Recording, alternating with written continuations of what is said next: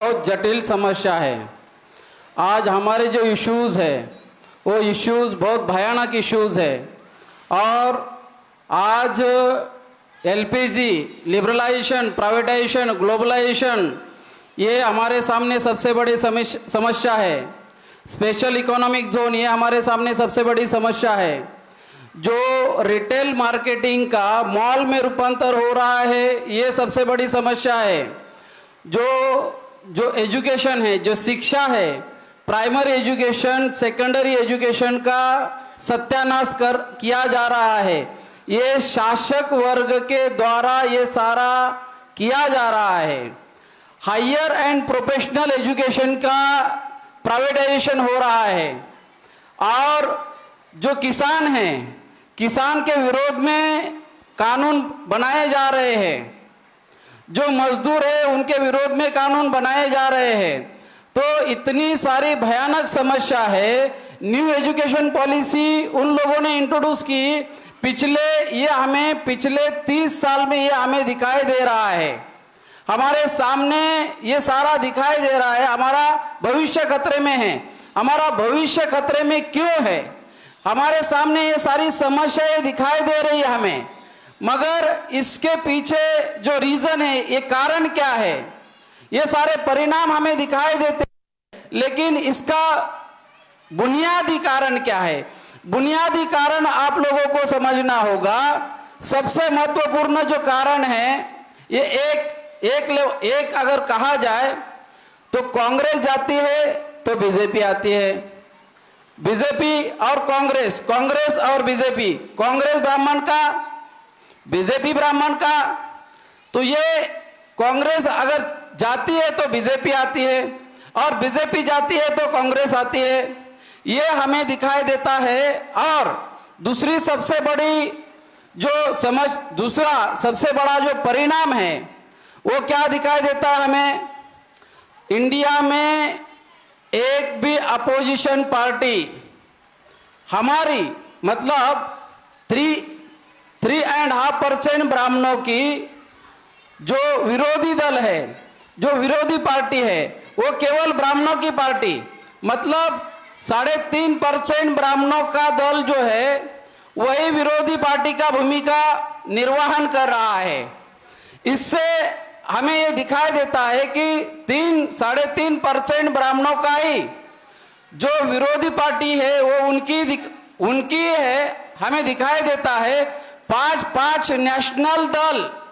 National level के 5 दल ब्राह्मणों के हमें दिखाई देते हैं। ये एक भयानक परिणाम हमें दिखाई देता है। तीसरे लेवल पर हमें क्या दिखाई देता है? तीसरे लेवल पर हमें ये दिखाई देता है कि ये सारा ईवीएम के माध्यम से हो रहा है, इलेक्ट्रॉनिक वोटिंग मशीन के माध्यम से हो रहा है। और इलेक्ट्रॉनिक वोटिंग मशीन से फ्री, फेयर एंड ट्रांसपेरेंट चुनाव नहीं हो रहा है। ये पिछले 30 साल से, मतलब 2004 के बाद ये हमारे सामने समस्याएं निर्माण हो रही है। एक तरफ ये कहा जा रहा है कि लोगों ने वोट दिया। अगर मान लो कि लोगों ने अगर वोट दिया, सरकारें बनाई, सरकारें चुनकर लाई, तो हमारी समस्या एज इट इज इंटैक्ट कैसी है? यह हमारे सामने सबसे बड़ा सवाल है हमारे सामने। तो आज के तारीख में अगर ईवीएम के माध्यम से क्या हो रहा है, सरकारें चुनी जा रही है, घोटाले से गवर्नमेंट जो बनाई जाती है, गवर्नमेंट ये घोटाले से बनाई जा रही है। और ये नतीजा है, ये जो शासक जाति के लोग हैं, शासन सत्ता में जो लोग शासन सत्ता जिन लोगों ने काबिज किया हुआ है, उनके माध्यम से ये सारा हो रहा है। अल्पसंख्यक लोग बहुसंख्यक लोगों पर रूल नहीं कर सकते, मगर ये सारा हो रहा है। इसके लिए मैं एक एग्जाम्पल आप लोगों को देना चाहूंगा कि ईवीएम से किस तरह से घोटाला होता है, और ईवीएम के माध्यम से कांग्रेस और बीजेपी किस तरह से घोटाला करके, धांधली करके चुनाव जीते जा रहे हैं। आपको इसके बारे में एक महत्वपूर्ण जानकारी मैं यहाँ पर देना चाहूँगा, जो सुप्रीम कोर्ट के जो जस्टिस है मदन लोकुर, रिटायर्ड जस्टिस मदन लोकुर, इन्होंने एक रिपोर्ट पब्लिश किया, सिटीजन कमीशन इलेक्शन। ये रिपोर्ट में उन्होंने वो रिपोर्ट का जो टाइटल है, वो टाइटल क्या लिखा था, is the Indian EVM and VVPAT system fit for democratic election. क्या इंडिया का जो EVM VVPAT system democratic means लोकतंत्र के लिए क्या ये फिट है?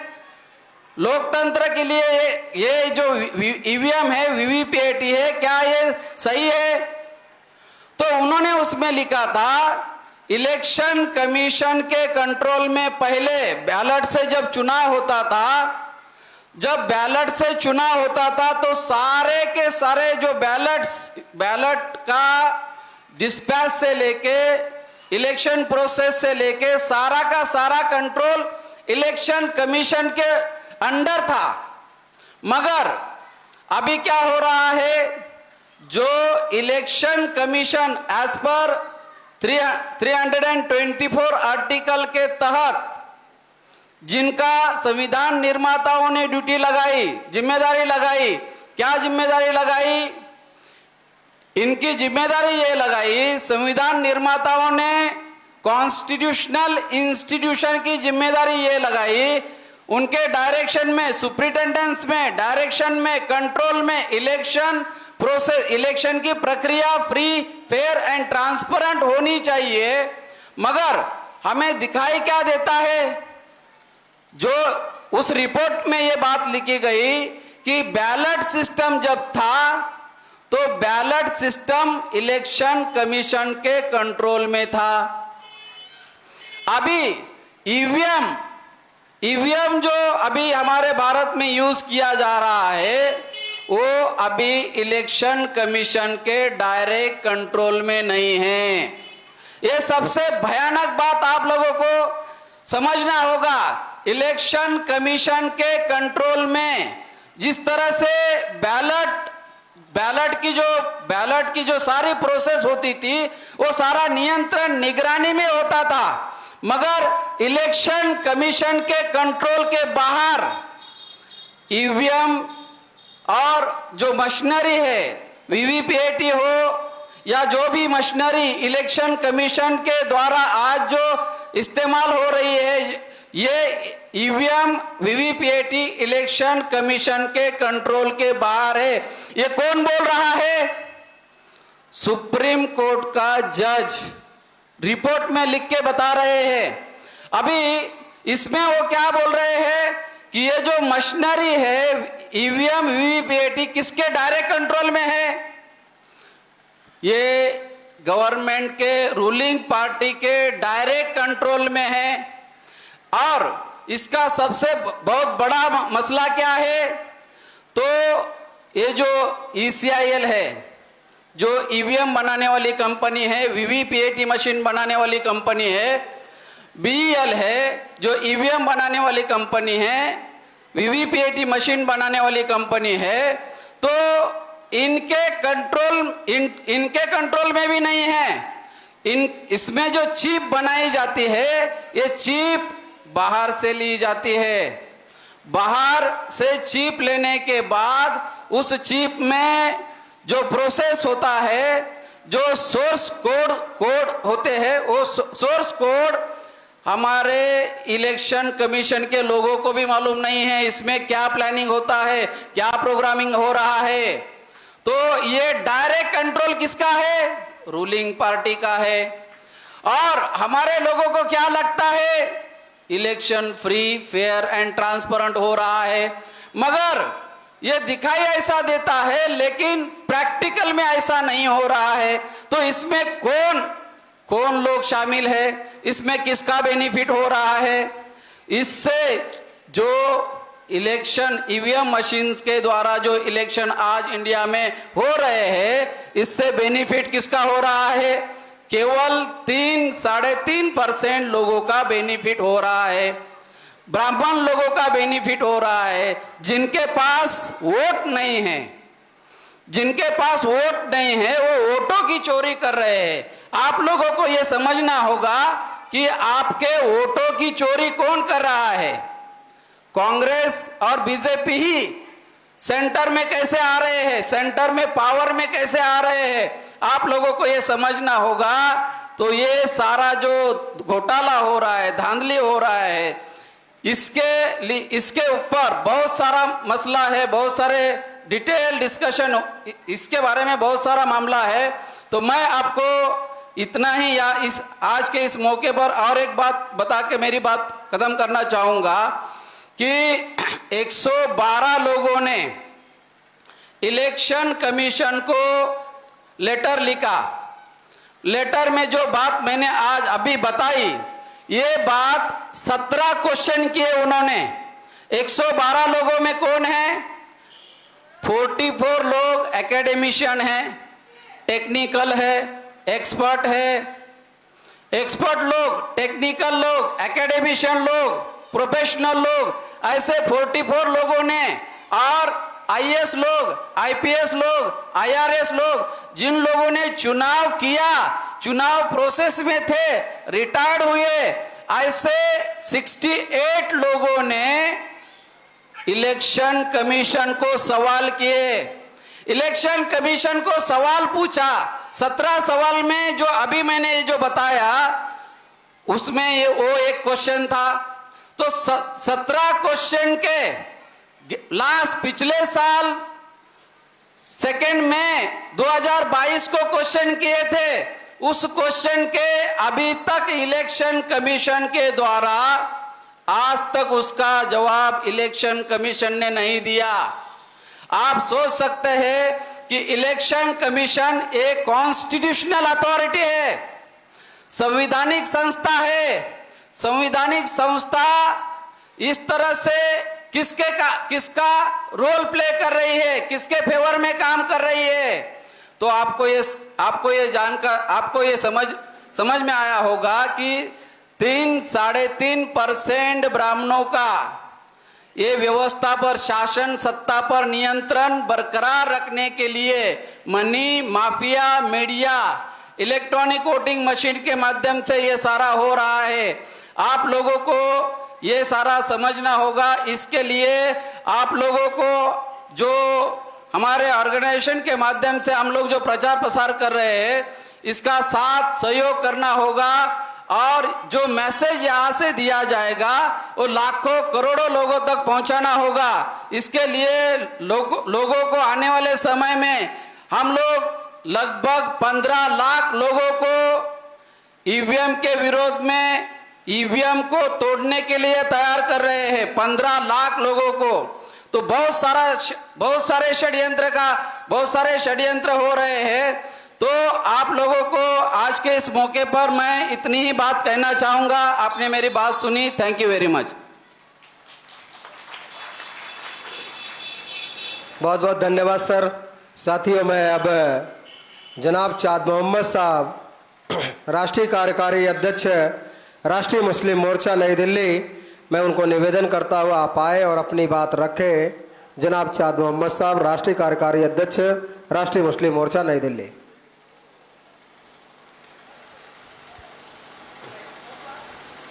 बहुत बहुत धन्यवाद। सबसे पहले इस दहलिया गांव के आसपास के इलाकों और क्षेत्रों से आज के इस प्रोग्राम में तशरीफ़ फरमा सभी लोगों का मैं इस्तकबाल करता हूं, स्वागत करता हूं, अभिनंदन करता हूं।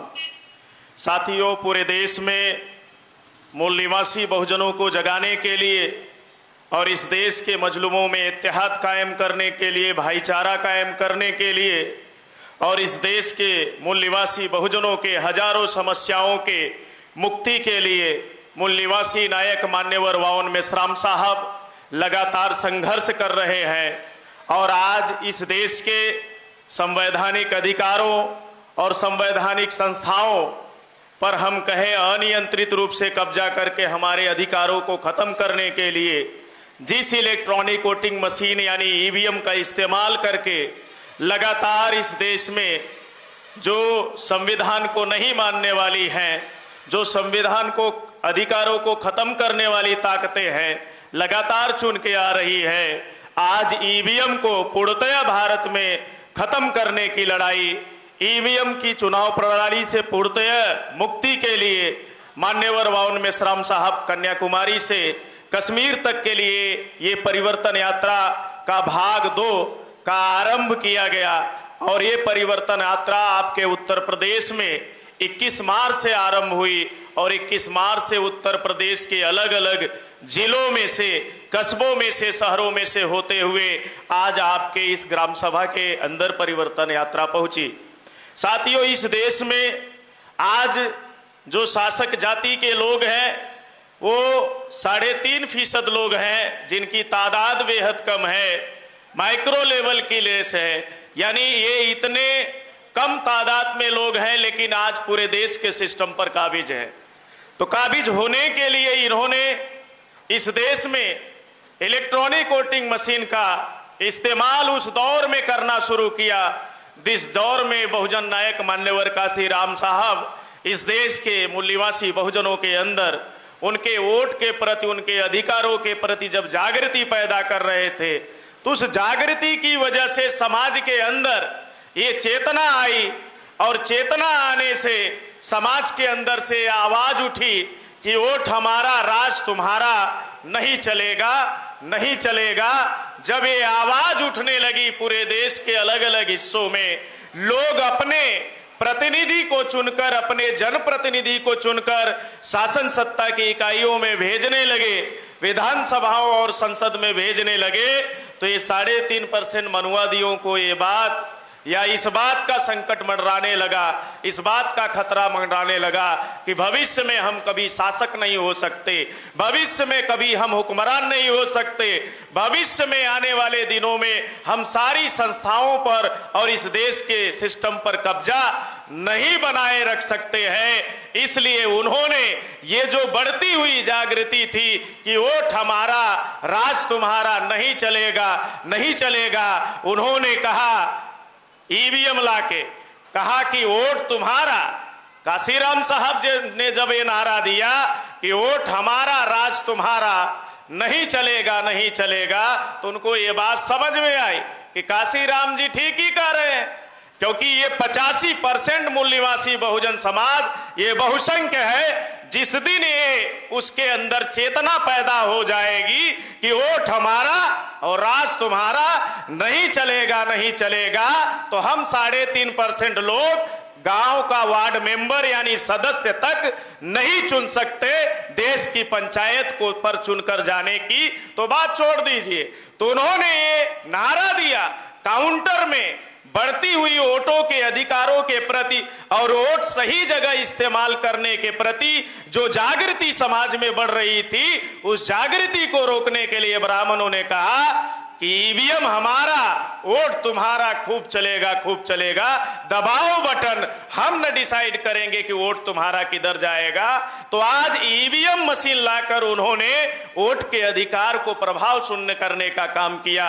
वोट का अधिकार डॉक्टर बाबा साहब अम्बेडकर ने 1932 में राउल टेबल कॉन्फ्रेंस में लड़ झगड़ कर इस देश के नागरिकों को और इस देश के सभी नागरिकों को वोट देने का अधिकार मिले, इसकी लड़ाई जब लड़ रहे थे 1932 के दौर में लंदन में जब डॉक्टर बाबा साहब, तो उस समय जब उन्होंने 4 अधिकारों की मांग रखी अंग्रेजों के सामने, और जब मांग रखी तो ये मांग स्वीकार होने वाली थी, तस्लीम करने वाले थे अंग्रेज, इसको कबूल करने वाले थे, एक्सेप्ट करने वाले थे, तो गांधी का एंटीना खड़ा हो गया, गांधी खड़े हो गए, गांधी बौखला गए और इस देश के बहुजनों को वोट का अधिकार मिले, ये बात कभी भी गांधी जी नहीं चाहते थे। इसलिए वो रात भर, आधी रात बीत गई, सोए नहीं, और उसके बाद वो कोरे कागज पे मिस्टर मोहन चंद करमचंद गांधी लिखकर उन्होंने उस वक्त मुस्लिम लीग के जिम्मेदार मौलाना शौकत अली साहब थे, उनके पास गए, कहा मौलाना ये जो डॉक्टर अंबेडकर की मांगे हैं, 4 मांगे हैं, इन चारों मांगों का आप विरोध करो, आप इस कोरे कागज पे जो भी लिखकर मांगना चाहते हैं आप अंग्रेजों से मांग लो, मुझे कोई आपत्ति नहीं है, लेकिन डॉक्टर अंबेडकर की मांगी गई मांगों का आप विरोध करो। हम शुक्रगुजार हैं अपने पुरखों की सोच और समझ पर, हम शुक्रगुजार हैं हजरत मौलाना शौकत अली साहब के दूरंदेश होने पर कि उन्होंने मिस्टर मोहनदास करमचंद गांधी के कोरे कागज को स्वीकार नहीं किया, बल्कि मजलूमों की हक और इंसाफ की लड़ाई लड़ रहे डॉक्टर अंबेडकर का साथ देना स्वीकार किया। साथियों, आज इस देश में हमें वोट का अधिकार अगर हासिल हुआ तो इसके पीछे मूल निवासी बहुजन महापुरुषों के संघर्ष की बदौलत से आज हमें वोट का अधिकार हासिल हुआ। साथियों, इस व्यवस्था को हमें समझने की जरूरत है, जो व्यवस्था इस देश के मूल निवासी बहुजन समाज को गुलाम बनाने वाली है, शोषित बनाने वाली है, वंचित बनाने वाली है। इस व्यवस्था को बदलने के लिए मान्यवर वावन मेश्राम साहब सतत गतिशील है, लगातार प्रयास कर रहे हैं। 365 दिन जद्दोजहद करने वाली अगर कोई ताकत है, कोई शख्सियत है तो मान्यवर वावन मेश्राम साहब है।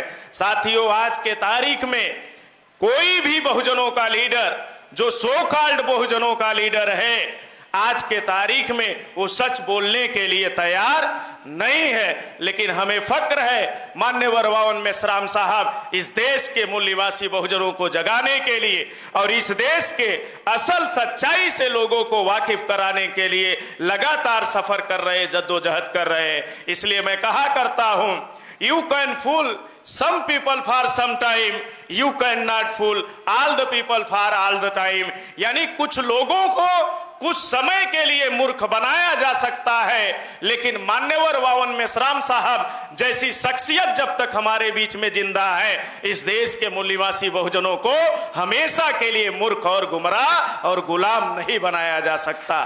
साथियों, ये व्यवस्था बदलने की लड़ाई पूरे देश में चल रही है। इसलिए मान्यवर वावन मेश्राम साहब के इस आंदोलन और कारवां को और बहुजनों के मुक्ति के कारवां के से जुड़कर हमें इस आंदोलन को सफल बनाने की जरूरत है।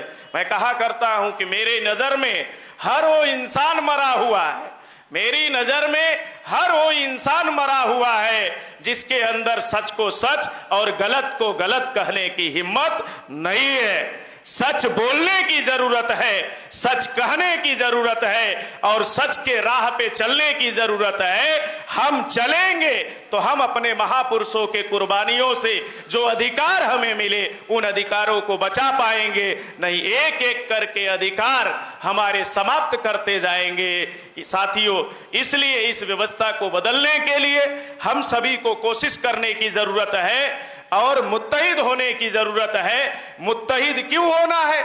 आज जो लोग इस देश की व्यवस्था पे काबिज है, 3.5% मनुवादी लोग, वो चींटी जैसे लोग हैं, वो चींटी जैसे लोग हैं। लेकिन आज पूरे देश के सिस्टम पर काबिज है, तो क्यों काबिज है? तो उसके पीछे एक ही कारण है, वो चींटी जैसे लोग हैं, वो जागृत है। इसलिए मैं कहा करता हूं, जागती हुई चींटी, जागती हुई चींटी सोए हुए हाथी से ज्यादा ताकतवर होती है। ये आज हमारा 85% समाज सोया हुआ है और ये 3.5% चींटी जैसा समाज मनुवादियों का जाग रहा है, जिसकी वजह से हमारे लोगों के ऊपर राज कर रहा है। इसलिए साथियों, हमें जगना होगा और लोगों को जगाना होगा और जगाकर आज डीएनए ने साबित कर दिया, हम ही लोग इस देश के मूल निवासी हैं, हम ही लोग इस देश के बासिंदे हैं। हमें इस बात पे हमें मुत्तहिद होने की जरूरत है। भारत के मुसलमानों को फक्र होना चाहिए। इस देश में लगातार जब मुसलमानों पर तमाम मसाइल खड़े किए जाते हैं, आरएसएस जैसी ताकतों के जरिए कोई भी नेतृत्व, कोई भी संगठनकर्ता सामने नहीं आता है। हमें वो दिन याद है 29 जनवरी 2020 को सीए एनआरसी के मसले पे जब इस देश में नरेंद्र मोदी, अमित शाह यानी मोटा भाई और छोटा भाई ने कानून लाया सिटीजनशिप अमेंडमेंट एक्ट का, एनआरसी का, एनपीआर का। कोई भी leader OBC SC ST minority का सड़कों पर उतरकर संघर्ष करने के लिए सामने नहीं आया। लेकिन हमें फक्र है भारत मुक्ति मोर्चा के राष्ट्रीय अध्यक्ष मान्यवर बावन मेश्राम साहब पर 29 जनवरी 2020 को उन्होंने सीए एनआरसी एनपीआर के मसले पे भारत बंद किया और अब तक का सबसे बड़ा भारत बंद हुआ साथियों। और सीए एनआरसी के मसले पे मान्यवर बावन मेश्राम साहब ने चुनौती देते हुए अमित शाह और नरेंद्र मोदी को कहा कि अगर एक बाप की जायज औलाद हो तो डीएनए के आधार पे एनआरसी लागू करो, अभी पता चल जाएगा भारत में कौन देसी है कौन विदेशी है साथियों। ये सच्चाई समाज तक ले जाने की जरूरत है और इस व्यवस्था को बदलने की जरूरत है। आखिरी चंद पंक्तियां आपके बीच में समर्पित करके अपनी बात मैं खत्म करूंगा। हम सभी लोग इस देश के मूल निवासी हैं, आज डीएनए ने साबित कर दिया साथियों। इसलिए मैं कहा करता हूं कि शेरनी की नस्लें कभी सियार पैदा नहीं करती, शेरनी की नस्लें कभी सियार पैदा नहीं करती, हम मूल निवासियों की माएं कभी गद्दार पैदा नहीं करती। भेड़ियों की ताकत से, ये जो आरएसएस और बीजेपी के लोग हैं, भेड़ियों की ताकत से चीते मरा नहीं करते। बुद्ध और मोहम्मद और भीम के दीवाने किसी से डरा नहीं करते, किसी से डरा नहीं करते। संघर्ष करेंगे, इस व्यवस्था को बदलेंगे और मान्यवर बावन मेश्राम साहब के नेतृत्व में इस देश के बहुजनों के मुक्ति का आंदोलन कारवां सफल होगा। इसमें आप लोगों को मैं अपील करता हूं, तन मन धन से इस कारवां को आगे बढ़ाने के लिए आगे आना होगा, साथ सहयोग करना होगा। ऐसा हम सभी करेंगे। इस आशा अपेक्षा के साथ आपने हमारी बात सुना, इसके लिए आभार, धन्यवाद।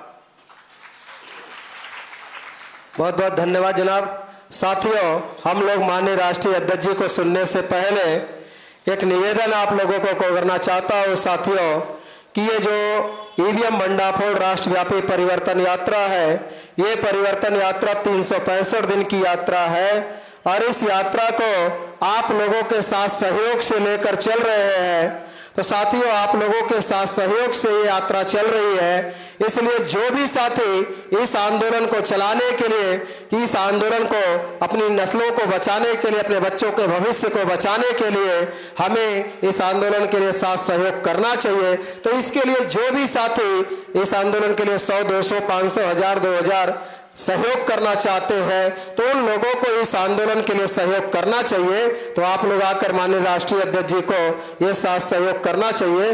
तो जो भी साथी इस आंदोलन के लिए 100, 50, 200, 500 देना चाहते, आइए, तो वो लोग आकर के साहब को ये व्यक्तिगत तौर पर आप लोगों को ये जन आंदोलन निर्माण निधि देनी चाहिए। साथियों, ये निधि देने के लिए मैं आप लोगों को निवेदन करता हूं कि जो भी साथी साहब को निधि देना चाहते हैं कि ये आंदोलन लगातार 365 दिन तक चलती रहे, तो इसके लिए आप लोगों को ये चले जाइए उधर से, माननीय राज बहादुर सर भी और माननीय मनोज कुमार सर साहब को जन आंदोलन निर्माण निधि भेंट कर रहे हैं। मैं आप सभी लोगों को निवेदन करता हूं कि ये आंदोलन जो चल रहा है, ये आंदोलन ऐसे ही नहीं चल रहा है, ये आंदोलन समाज के सहयोग से चल रहा है। इसलिए जो भी साथी इस आंदोलन को मोहम्मद अतीक साहब ग्राम प्रधान साहब भी साहब को जन आंदोलन निर्माण निधि भेंट कर रहे हैं। तो जो भी साथी साहब को निधि देना चाहते हैं, जो आपके पास में है, अगर कोई साथी चाहता है कि मैं 10-20 रुपए भी साहब को देना चाहता हूं, वो 10-20 रुपए भी दे सकते हैं। साथियों, हमें ब्राह्मणों का करोड़ों रुपया नहीं चाहिए, लेकिन अपने लोगों से 10-20 रुपए भी चाहिए। तो जो भी साथी इस आंदोलन को चलाने के लिए साहब को जन आंदोलन निर्माण निधि भेंट करना चाहते हैं, वो आकर साहब को जन आंदोलन निर्माण निधि भेंट करें। जो भी साथी देना चाह रहे हैं, आप 100, 50, 200, 500, 1000, 2000 जो साथी आना चाहते हैं वो आकर के साहब को ये जन आंदोलन निर्माण निधि भेंट करें। जो भी साथी आना चाह रहे हैं, अगर कोई 10 रुपए भी देना चाह रहा है तो वो ये 10 रुपए भी देना चाहिए साथियों, क्योंकि ये लड़ाई आपके सहयोग से हम लोग चला रहे हैं। तो आप लोगों को इस आंदोलन के लिए साथ सहयोग करना चाहिए। तो मैं आप लोगों को निवेदन करता हूं, जो भी साथी साहब को जन आंदोलन निर्माण निधि भेंट करना चाहते हैं वो आकर के साहब को जन आंदोलन निर्माण निधि भेंट कर सकते हैं। और कोई साथी अगर करना चाह रहे हो तो वो साथी साहब को निधि भेंट कर सकते हैं। जो भी और उसके बाद साथियों मैं राष्ट्रीय अध्यक्ष जी को बुलाऊंगा। तो जो साथी ऐसा कुछ करना चाह रहे हैं कि मैं 10-20 रुपए भी देना चाहता हूँ कि आंदोलन निरंतरता में चले, तो जो भी साथी देना चाहते हैं वो आपका आकर के साहब को ये जन आंदोलन निर्माण निधि भेंट कर सकते हैं। साथियों हम लोग बहुत कम समय में आप लोगों को बुलाए हैं, तो आप लोग ये जन आंदोलन निर्माण निधि साहब को भेंट करने का काम करें। जो भी साथी करना चाह रहे हैं वो साथी साहब को ये जन आंदोलन निर्माण निधि भेंट करनी चाहिए। साथियों ये आंदोलन आप लोगों के साथ सहयोग से हम लोग चलाने वाले लोग हैं, इसलिए जो भी साथी देना चाहते हैं अभी राष्ट्रीय अध्यक्ष जी को सुनने के बाद फिर अगर किसी की इच्छा करेगी कि नहीं मुझे अभी साहब को देना चाहिए, तो मैं जनाब वामन मेश्राम साहब, राष्ट्रीय अध्यक्ष भारत मुक्ति मोर्चा एवं राष्ट्रीय संयोजक बहुजन क्रांति मोर्चा।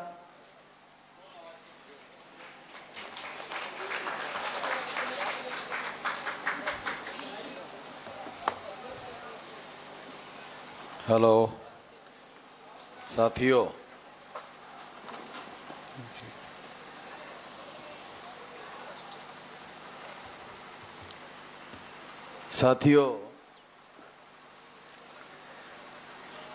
आज ईवीएम भंडाफोड़ परिवर्तन यात्रा के तहत आपके यहाँ जो परिवर्तन यात्रा चल रही है, वो परिवर्तन यात्रा 21 फरवरी 2023 से शुरू है और 21 फरवरी 2023 से ये परिवर्तन यात्रा शुरू होकर 365 दिन तक चलने वाली है, यानी 21 फरवरी 2024 तक चलेगी। 21 फरवरी 2023 को शुरू हुई, 21 फरवरी 2024 तक चलेगी, यानी 365 दिन तक चलेगी। उसके साथ साथ ये 31 राज्यों में चलेगी, यानी कन्याकुमारी से कश्मीर तक और गुजरात के जामनगर से लेकर ये आसाम और आसाम से आगे त्रिपुरा, केवल 5 ही स्टेट है, टोटल 36 स्टेट है, उसमें से 5 स्टेट जो है वहाँ हम लोग इस परिवर्तन यात्रा को, जो ब्रह्मदेश के बॉर्डर पर है, वहाँ नहीं जाएगी। बाकी ये परिवर्तन यात्रा देश के 674 जिलों में और संगठन के दूसरे श्रेणी के जो नेतृत्व करता है उनके माध्यम से 674 जिलों के अलावा ये 6000 तहसीलों में भी चलेगी। तो इतनी बड़ी परिवर्तन यात्रा आज तक भारत में किसी संगठन के द्वारा चलाई नहीं गई है, ये पहला प्रयास है। और ये जो पहला प्रयास है, इतनी बड़ी परिवर्तन यात्रा हम लोग चला रहे हैं। तो पत्रकारों ने मुझे पूछा कि इतनी बड़ी परिवर्तन यात्रा चला रहे हो तो कितना खर्चा आएगा? तो हमने कहा इसको तो करोड़ों रुपया खर्चा आएगा। तो आपके पास कितने रुपए पैसे हैं? तो हमने कहा हमारे पास तो कुछ भी नहीं है, एक नया पैसा नहीं है। तो फिर ये परिवर्तन यात्रा कैसे चलेगी? तो हमने उनको कहा हमारे कार्यक्रम में आओ, अपनी आंखों से देखो तो आपको पता चलेगा कैसे चलेगी। हमने उनको कहा कि हम केवल टेलीफोन करते हैं आगे, और जिनको करते हैं वो लोग सारा अरेंजमेंट करते हैं, सारा खर्चा वो करते हैं, सारी व्यवस्था वो करते हैं। ये जो माइक है ये यहाँ के गांव वाले लोगों ने किया हुआ है। इसके अलावा जहां भी हमारा कार्यक्रम होता है वो कार्यक्रम में उपस्थित लोग जो हैं लाइन लगाकर निधि भी देते हैं। आपके सामने लोगों ने दिया। तो ये सारे जगह हर जगह होता है।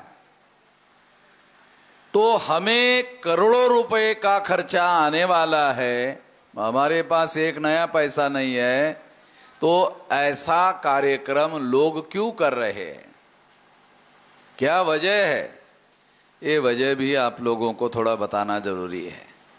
मेरी उम्र 18 साल 3-4 महीने की रही होगी। तब से इस देश में इस संगठन का निर्माण करने का कार्य हमने शुरू किया। आज मेरी उम्र 66 साल की है। 18 साल 3-4 महीने की उम्र थी और अभी मेरी उम्र 66 साल है। तो लगभग 48 साल तक इस देश भर में 31 राज्यों में 567 जिलों में 4000 से ज़्यादा तहसीलों में 22,000 से ज़्यादा ब्लॉक में और 1.5 लाख से ज़्यादा गांवों में हमने संगठन की शाखाओं को तैयार किया है। और ये जो संगठन की शाखाएं हैं ये सारे देश भर में कार्यक्रमों का नियोजन करती है। तो हमें एक नया पैसा होने के बावजूद भी, ना होने के बावजूद भी, वो जो शाखाएं हम लोगों ने बनाई है उनके माध्यम से सारे देश भर में कार्यक्रम चलाए जाते हैं। साथियों, अभी तक 21 फरवरी 2023 से लेकर अभी तक लगभग 40 लाख रुपए का निधि लोगों ने अभी तक दिया है। वो हमारे पास जमा है इस कार्यक्रम को करने के लिए। अभी तो अगले साल तक चलेगा। यहां तो आप लोगों ने लाइन लगाकर पैसा दिया। जहां हमारे यूनिट्स है वो यूनिट्स जो है वो फंड इकट्ठा करके, कल हमारा कार्यक्रम जहां था वहां लोगों ने, जो संगठन का यूनिट था उन लोगों ने 45,000 रुपया सारा कार्यक्रम करने के बाद हमको दिया। लोगों ने लाइन लगाकर पैसा दिया वो अलग।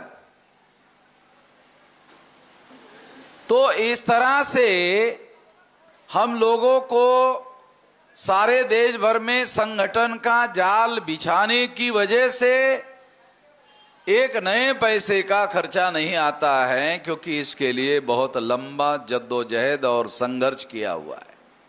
इसकी वजह से इतना बड़ा कार्यक्रम हम लोग लेकर चल रहे हैं। आप लोग सुनकर हैरान हो जाओगे।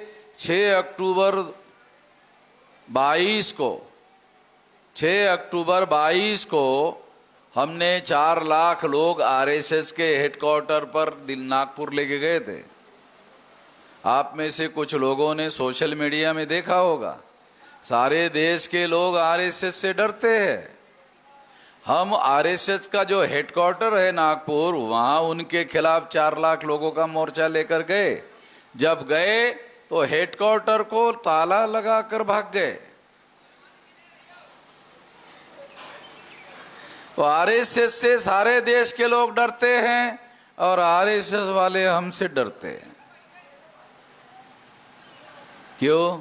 तो संगठन की ताकत होनी चाहिए, लोगों का समर्थन होना चाहिए, तब जाकर के ऐसे होता है। साथियों, ये जो ईवीएम भंडाफोड़ परिवर्तन यात्रा हम लोग चला रहे हैं, क्यों चला रहे हैं, ये बात आप लोगों को बताया जाना जरूरी है। साथियों, 8 अक्टूबर 2013 को सुप्रीम कोर्ट ने ईवीएम मशीन के बारे में फैसला दिया। ये सुप्रीम कोर्ट का दिया हुआ फैसला है। सुप्रीम कोर्ट क्या है, आप में से कुछ लोगों को जानकारी होगी, कुछ लोगों को जानकारी नहीं होगी। सुप्रीम कोर्ट भारत के संविधान के द्वारा निर्माण की हुई सबसे बड़ी अदालत है, भारत की सबसे बड़ी अदालत, उसके ऊपर कोई अदालत नहीं है। उस सुप्रीम कोर्ट के द्वारा ये निर्णय दिया गया 8 अक्टूबर 2013 को। क्या निर्णय लिखा सुप्रीम कोर्ट ने? सुप्रीम कोर्ट ने लिखा कि ईवीएम मशीन के द्वारा फ्री, फेयर एंड ट्रांसपेरेंट चुनाव नहीं हो सकता। फ्री यानी भ्रष्टाचार मुक्त चुनाव नहीं हो सकता, फेयर यानी निष्पक्ष चुनाव नहीं हो सकता, ट्रांसपेरेंट यानी पारदर्शी चुनाव नहीं हो सकता। ये तीनों शब्दों को मिलाकर एक शब्द बनाया जा सकता है, और वो शब्द ये है कि ईवीएम मशीन के द्वारा घोटाला करके चुनाव करवाए जा रहे हैं। ये सुप्रीम कोर्ट का दिया हुआ फैसला है। सुप्रीम कोर्ट के ऊपर कोई कोर्ट नहीं है, इसलिए ये सबसे बड़ी अदालत का फैसला है। दूसरी महत्वपूर्ण बात मैं आपको बताना चाहता हूं, सुप्रीम कोर्ट का दिया हुआ फैसला संविधान के अनुसार उसे कानून का दर्जा हासिल है। सुप्रीम कोर्ट का दिया हुआ फैसला संविधान के अनुसार उसे कानून का दर्जा हासिल है। तो इससे आप अंदाजा लगा सकते हो कि ये फैसला कोई छोटा मोटा फैसला नहीं है, ये बहुत बड़ा फैसला है। ये फैसला 8 अक्टूबर 2013 को दिया गया और अभी 23 चल रहा है, 10 साल हो गए। आपको मालूम क्यों नहीं है? आपको भी तो मालूम होना चाहिए था। अखबार वालों ने इतनी बड़ी खबर को छुपाया, टीवी वालों ने इतनी बड़ी खबर को छुपाया, चैनल वालों ने इतनी बड़ी खबर को छुपाया। छुपाना नहीं चाहिए था, उन्होंने छुपाकर देशद्रोह का काम किया, देश के विरोध में काम किया। इस वजह से आप लोगों को जानकारी नहीं हुई कि ईवीएम में घोटाला करके चुनाव हो रहा है।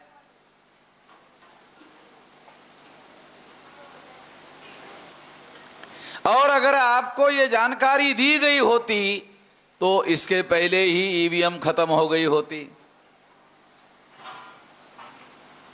तो ये इतना बड़ा मामला है, आप लोगों से जानकारी छुपाने का काम देश के मीडिया ने किया, अखबार वालों ने किया, चैनल वालों ने किया।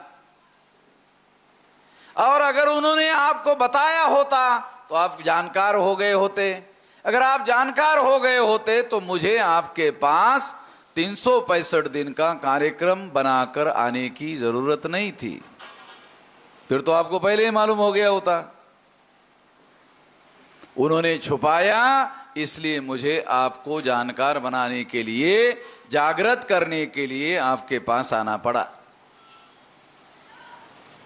तो इसलिए साथियों, एक तो ये बात है कि 10 साल तक इस बात को छुपाया गया और इस वजह से आपको जागृत करने के लिए मेरे आपके पास आना पड़ा। दूसरी महत्वपूर्ण बात और मैं आपको बताना चाहता हूं कि ये जो सुप्रीम कोर्ट का दिया हुआ फैसला है, ये जो सुप्रीम कोर्ट का दिया हुआ फैसला है, ये फैसला इस देश में चुनाव प्रणाली के बारे में कई सारे सवाल खड़ा करने वाला मामला है। उसमें पहले नंबर का सवाल क्या है? आपके वोटों की चोरी क्यों की जा रही है? अगर आपके वोटों की चोरी हुई तो आपका वोट का अधिकार खत्म हो गया। आपके पास वोट का अधिकार है, आपको लोक कहा गया है कि आप लोक हो, और इसलिए लोकतंत्र बना। आपके वोट की वजह से लोकतंत्र बना ना। आपका वोट का अधिकार खत्म हो गया और ये अधिकार छीन लिया ईवीएम ने।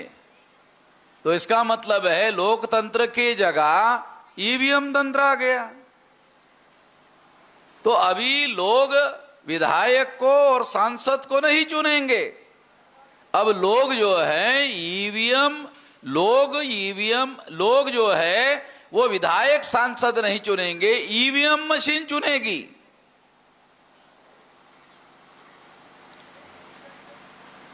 पहले आप लोग विधायक को चुनते थे, सांसद को चुनते थे, चुने हुए लोग पहले आपको पूछते नहीं थे। आप चुनते थे तब भी आपको पूछते नहीं थे। जब आप चुनने वाले ही नहीं रहोगे, ईवीएम चुनेगी, फिर आपको कौन पूछेगा? जो सांसद है, विधायक है, वो कहेंगे अरे अब आपकी क्या जरूरत है हमको, हम तो ईवीएम माता की पूजा करेंगे। आपको दर्शन करने की जरूरत नहीं है, अभी ईवीएम का दर्शन करेंगे, ईवीएम की पूजा करेंगे। आपको पूछने की कोई जरूरत नहीं है, आपके सामने आपके पास आकर नमस्कार करने की जरूरत नहीं है। तो इस तरह से साथियों, ये बात हम लोगों को जानने की, समझने की जरूरत है। सुप्रीम कोर्ट ने ये निर्णय दिया, कौन सा निर्णय? कि ईवीएम मशीन के द्वारा फ्री, फेयर एंड ट्रांसपेरेंट चुनाव नहीं हो सकता। इसका मतलब है ईवीएम मशीन के द्वारा घोटाला करके चुनाव करवाए जा रहे हैं। जब सुप्रीम कोर्ट ने यह फैसला दिया तो सुप्रीम कोर्ट ने सोचा इस घोटाले को रोकना होगा, इस घोटाले को रोकना होगा। और रोकने के लिए सुप्रीम कोर्ट ने दूसरा फैसला दिया। इसी में दूसरा फैसला दिया। क्या फैसला दिया? एक और मशीन लगाना होगा। ईवीएम मशीन को पेपर ट्रेल नाम की एक और मशीन लगाना होगा। तो सुप्रीम कोर्ट ने 8 अक्टूबर 2013 को पेपर ट्रेल नाम की एक और मशीन लगाया। साथियों, एक और जो मशीन लगाया, मैं इस संदर्भ में आपको कुछ बातें समझाना चाहता हूं कि अब 26 जनवरी 1950 को देश में संविधान लागू हुआ और 1952 को 52 से भारत में प्रथम लोकसभा का चुनाव हुआ। प्रथम लोकसभा के चुनाव में बैलेट पेपर से चुनाव होता था। बराबर है? आप तो बुजुर्ग है ना, आपने बैलेट से वोट दिया ना। अभी जो नौजवान लोग हैं वो लोगों के समय में ईवीएम आ गया, आपके समय में तो बैलेट होता था। तो जब 1952 में आप वोट डालने के लिए गए तो चुनाव आयोग के कर्मचारियों ने आपको बैलेट पेपर दिया था। तो आपने बैलेट पेपर देने के बाद बैलेट पेपर देखा, यानी कैसे कैसे चुनाव हुआ आज तक। यानी 3 तरीके से वोट डाले जाते हैं, 52 से लेकर 23 तक। वो बताना चाहता हूँ आपको, तो आपको पता चलेगा घोटाला कैसे होता है। ये पहला तरीका है बैलेट पेपर। तो आप देखते थे बैलेट पेपर में क्या देखते थे? कैंडिडेट कौन कौन है, पहले देखते कैंडिडेट कौन है, उम्मीदवार कौन है। फिर देखते थे उम्मीदवारों के चुनाव निशान क्या है, गधा, घोड़ा, सुअर, कुत्ता। ऐसे चुनाव निशान नहीं होते हैं। फिर मैं क्यों कह रहा हूं? उदाहरण देने के लिए, ताकि आपको समझाया जाए। समझाने के लिए, उदाहरण देने के लिए बता रहा हूं। फिर आप देखते थे, अच्छा गधा, घोड़ा, सुअर, कुत्ता है। फिर आप देखते हैं किसको वोट दे, किसको वोट दे, किसको वोट दे, किसको वोट दे, चलो इस बार कुत्ते को वोट दे दिया जाए। फिर आप उस समय क्या करते थे? मोहर होती थी। मोहर मालूम है ना? मोहर होती थी। तो मोहर उठाते थे, मोहर उठा दी, उठाने के बाद देखा अरे शाही नहीं है। फिर आप क्या करते थे, वो इंक का पैड होता था, तो पैड को क्या करते थे, आहा शाही लग गई है। फिर शाही लगने के बाद फिर आप देखते थे कुत्ता कहाँ है, कुत्ता कहाँ है, हाँ हाँ यहाँ है, हाँ हाँ हाँ बराबर लग गया है, जहां मैं लगाना चाहता हूं वहीं पर लग गया है। और ऐसा करने के बाद आप लोग क्या करते थे, ऐसा फोल्ड करते थे, अरे बड़ा हो गया थोड़ा छोटा करना होगा, अरे और छोटा करना होगा, तो आप ऐसा फोल्ड करते थे और बैलेट बॉक्स में डाल देते थे। और डालने के बाद निश्चिंत होकर अपने घर में चले जाते थे कि मैंने जिस कुत्ते को वोट दिया है, मेरा वोट उस कुत्ते के नाम पर जमा हो गया है, ऐसा मानकर आप अपने घर में चले जाते थे। ये होता था ना बैलेट पेपर में। अब ईवीएम आ गया, देखो अब ईवीएम में आप कैसा वोट डालते,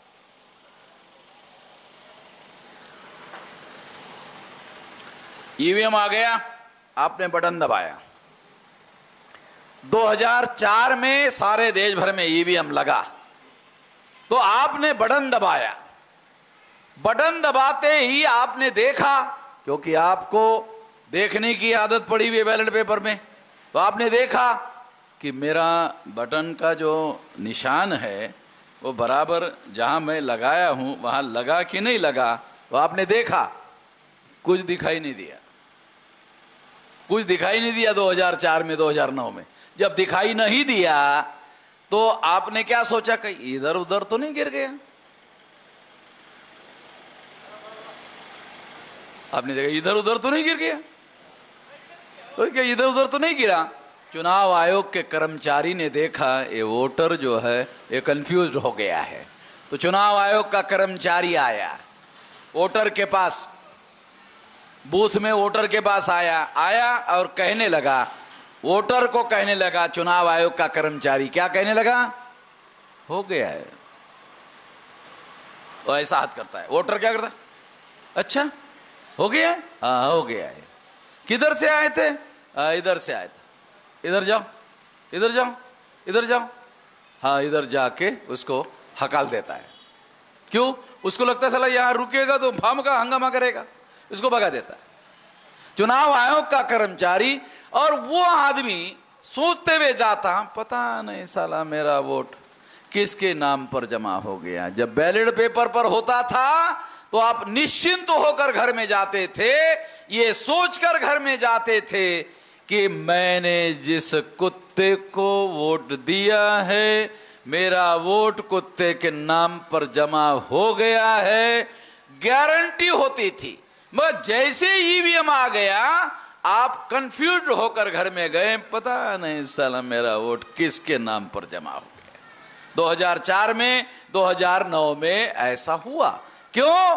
क्योंकि ईवीएम मशीन में दिखाने की वोट डालने के बाद व्यवस्था नहीं थी, ईवीएम मशीन पारदर्शी नहीं थी, इसीलिए सुप्रीम कोर्ट ने कहा ईवीएम मशीन पारदर्शी नहीं है, मतलब वोट डालने के बाद दिखाने की व्यवस्था नहीं है। ये सुप्रीम कोर्ट में भी अपने जजमेंट में लिखा।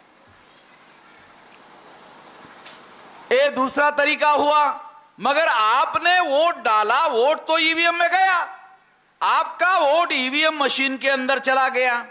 चले जाने के बाद आपका वोट ईवीएम मशीन के वोट के रिकॉर्ड में जमा हो गया। इसका मतलब है ईवीएम मशीन में आपके वोट का रिकॉर्ड जमा हो गया, इसलिए उसको कहते हैं इलेक्ट्रॉनिक रिकॉर्ड। आपके वोट का रिकॉर्ड ईवीएम मशीन में जमा हो गया, इसलिए उस वोट के रिकॉर्ड को कहते हैं इलेक्ट्रॉनिक रिकॉर्ड। क्यों? इलेक्ट्रॉनिक रिकॉर्ड ईवीएम मशीन में वोट का बनता है, बैलेट पेपर तो आंखों से दिखाई देता है, इसका फिजिकल एविडेंस है, इसका साइज है, इसका आकार है। मगर ईवीएम मशीन में वोट इलेक्ट्रॉनिक रिकॉर्ड है, उसका कोई फिजिकल एविडेंस नहीं है, वो आंखों से दिखाई नहीं देता है, उसका कोई वजन नहीं है, वो इलेक्ट्रॉनिक रिकॉर्ड है। अब इलेक्ट्रॉनिक रिकॉर्ड है तो सारे दुनिया के एक्सपर्ट ऐसा कहते हैं इलेक्ट्रॉनिक रिकॉर्ड ट्रांसफरेबल होता है, इलेक्ट्रॉनिक रिकॉर्ड ट्रांसफरेबल होता है। अभी आपको प्रयोग करके दिखाता हूं।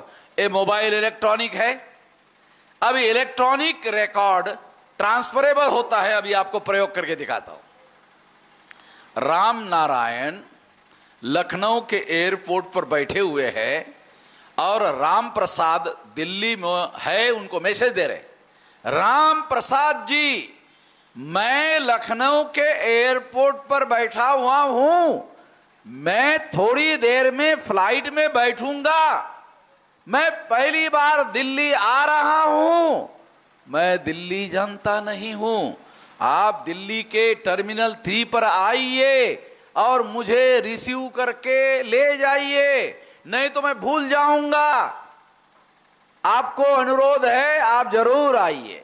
ऐसा मैसेज मोबाइल पर टाइप किया, इलेक्ट्रॉनिक साधन में टाइप करके राम नारायण ने दिल्ली में बैठे हुए राम प्रसाद को भेज दिया।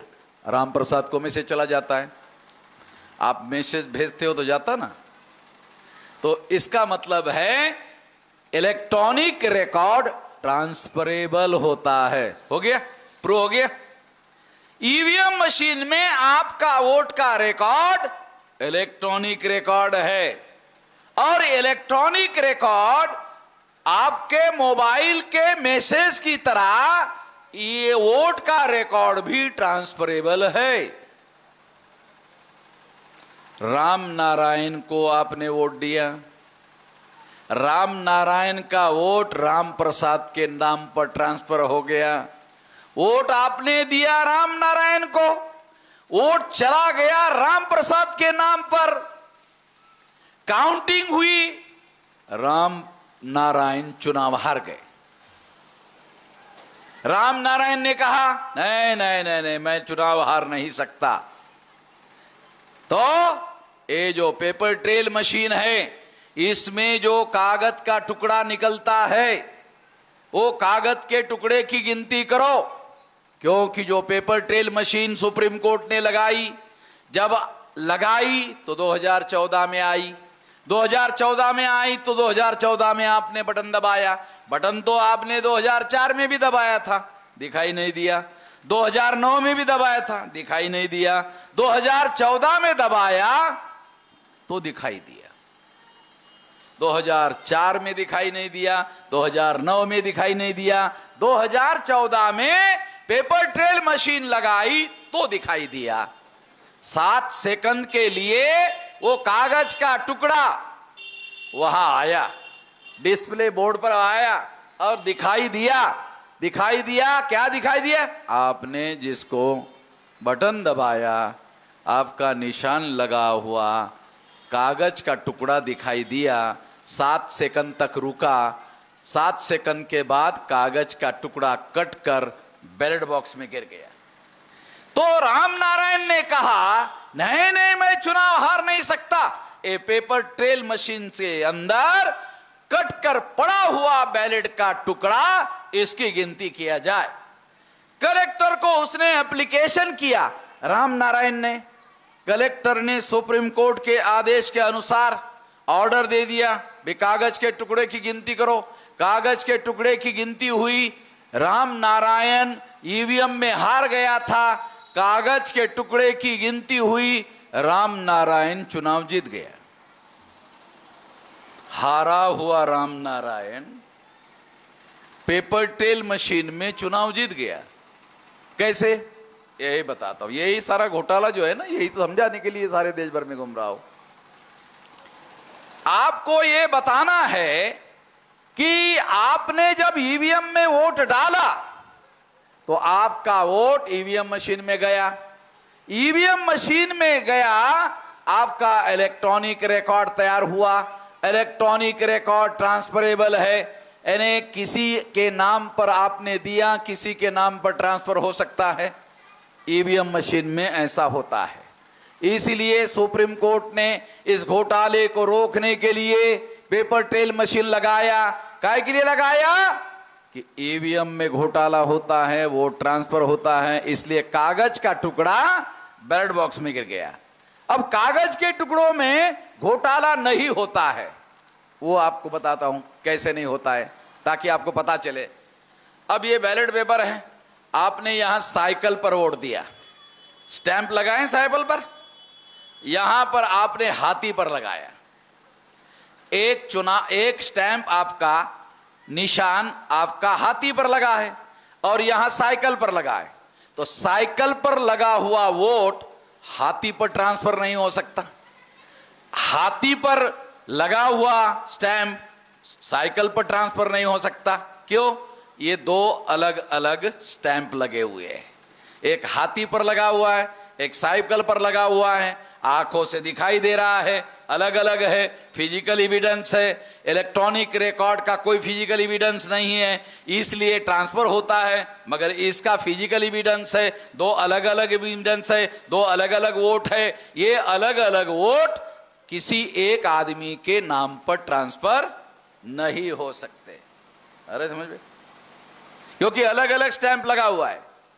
इसलिए सुप्रीम कोर्ट ने ए पेपर ट्रेल मशीन लगाया ताकि ईवीएम में जो घोटाला हो रहा है पेपर ट्रेल में रोका जा सके।